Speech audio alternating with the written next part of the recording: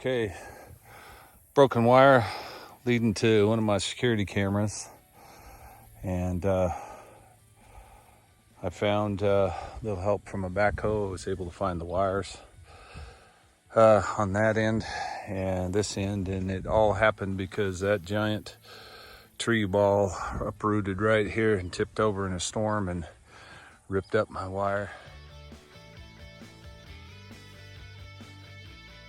He's gone. Shouldn't have any more trouble running up to the shop. So this is how you fix it. We will order some cheesy little underground cases. Plan on putting some grease in there afterwards. I don't have any with me today, but wire this up. Basically, we'll put this in there according to 586B plan. Basically, these wires on this end, and then the other wire out here will come into this end here. So I'll show you how to punch those down and then seal it up. All right, let's see if we can punch these down. This is what they call a punch down tool. You can get them all different brands. Punch down impact tool, and it's got teeth right here, and it cuts off the wire. I'm going to show you the plan here. Let's see if I can get that zoomed in good enough. So you see the stage down there. It's a little map, shows first brown. Stick that one down in there like that. Then solid brown is the next one. Goes in there like that. And we got blue, solid blue, and then light blue right next to it. Somebody left these a little long. What do I do with big fingers? Okay, so we do a solid blue next, right here. And then we got a light blue, or a blue stripe. I'm gonna punch those down, get them out of the way so we can follow the others. You basically just take your punch down tool like this. Make sure the cutter's on the outside. Hit it once. Sometimes a couple times. It basically cuts it off like so.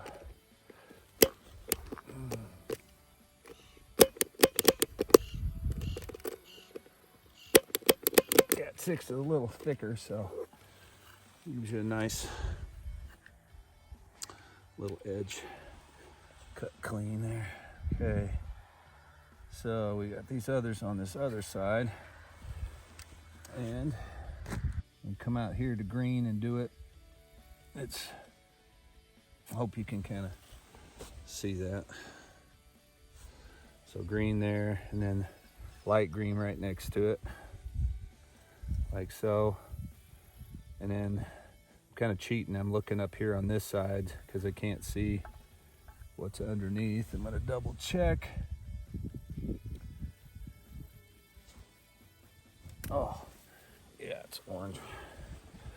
This is the next one.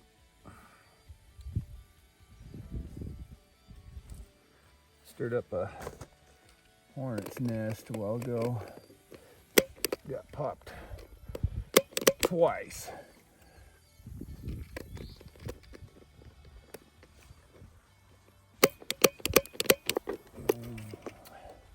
And sometimes you can wiggle them just a little bit once they're in there. You're just trying to make contact with the piece of metal down in there with the copper inside the wire.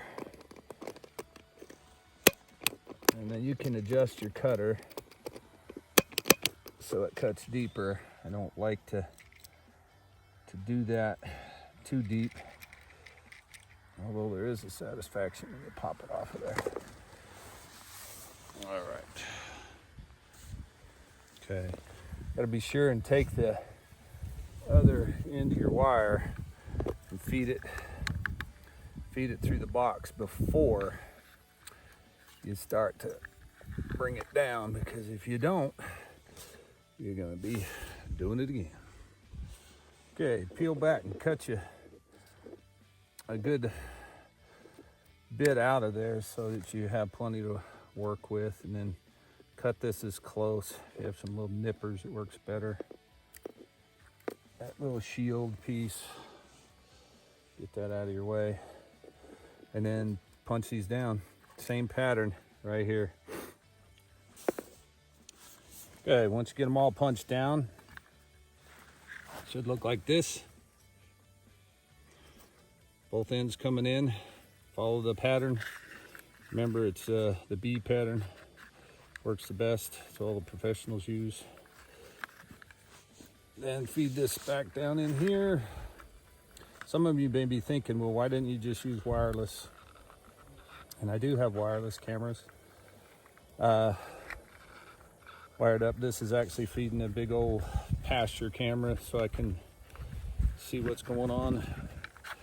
And the Wi-Fi works really good on some of the cameras, but this one didn't, so I just ran this cable down and it ended up working really good.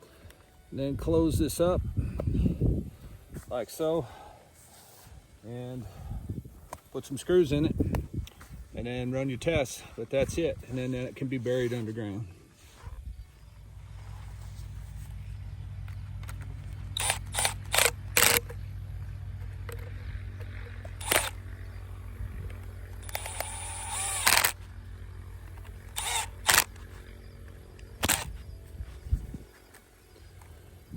Naturally, there's always one of them.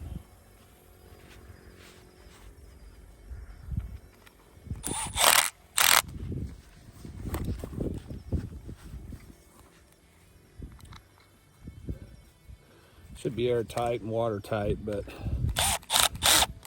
you know, doesn't hurt to put a little of that grease in there. And there you go. Do that on the other end and run the tests, and cameras down here in the pasture should be back online.